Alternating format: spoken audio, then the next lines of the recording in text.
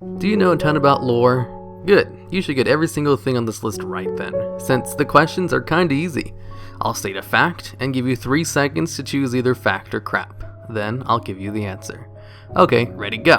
Arthas Menethil was Crown Prince of Stormwind and Knight of the Silver Hand, was the son of King Taranis Menethil II and heir to the throne. He was trained as a paladin by Uther the Lightbringer and later on became the Lich King after being tricked by Mal'Ganis.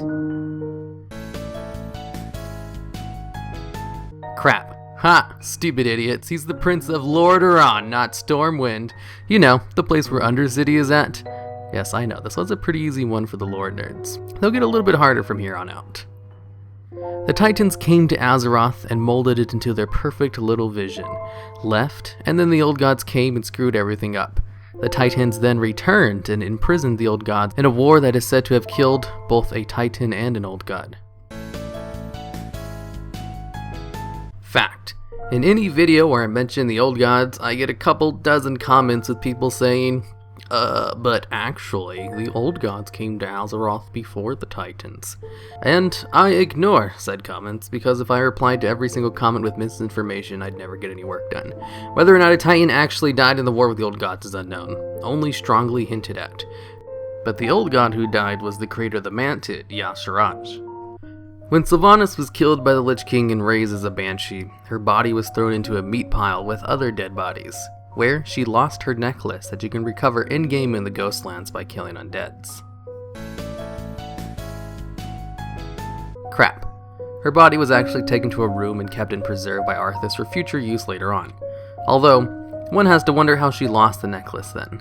But if you think about it hard enough, it's pretty easy to come up with the reasons a piece of jewelry got lost when hauling around a dead body. Sylvanas has died a total of 3 times.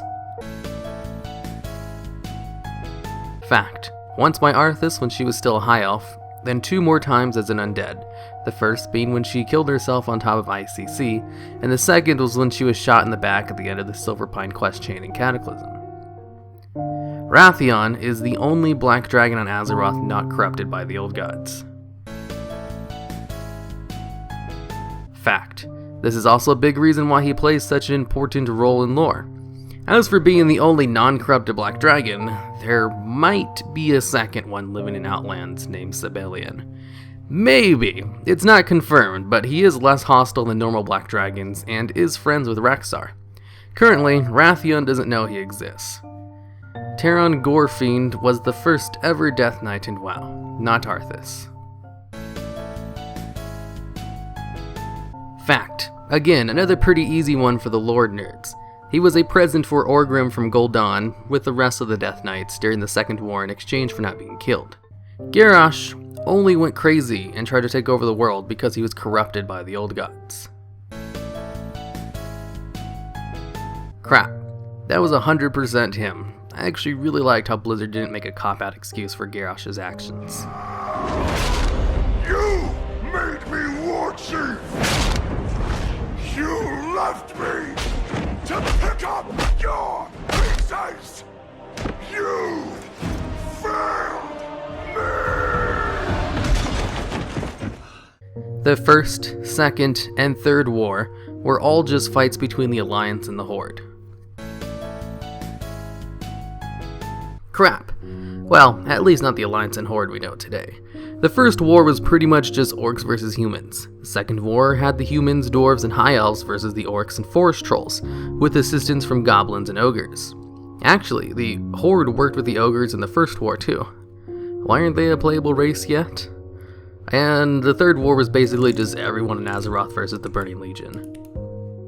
The Blood Elves were once members of the Alliance. Fact. Well, to some extent. As you may know, the Blood Elves are what were left of the High Elves after Arthas took the Sunwell from them. Kel'Thas Sunstrider then took his remaining people over to the Alliance who did not treat them well at all, eventually causing Kel'Thas to ally with Illidan and take off to Outlands. The elves that stayed behind in Azeroth allied themselves to the Horde to go to Outlands and reunite with Kel'Thas, but we all know how that turned out.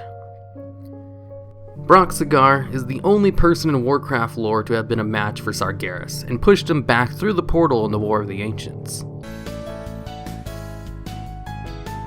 Crap. Braxigar is the only person to have wounded Sargeras, but he only just gave him a scratch using a legendary weapon. Still pretty impressive though, considering how strong Sargeras is. And that's it. Did you get all of them right? If so, congratulate yourself by liking the video. If you got one or two wrong, get better at Lord Noob. These questions were easy. If you'd like to argue with me over the validity of some of these statements and tell me how wrong I am with no proof to back up those statements, leave that in a comment for me to ignore.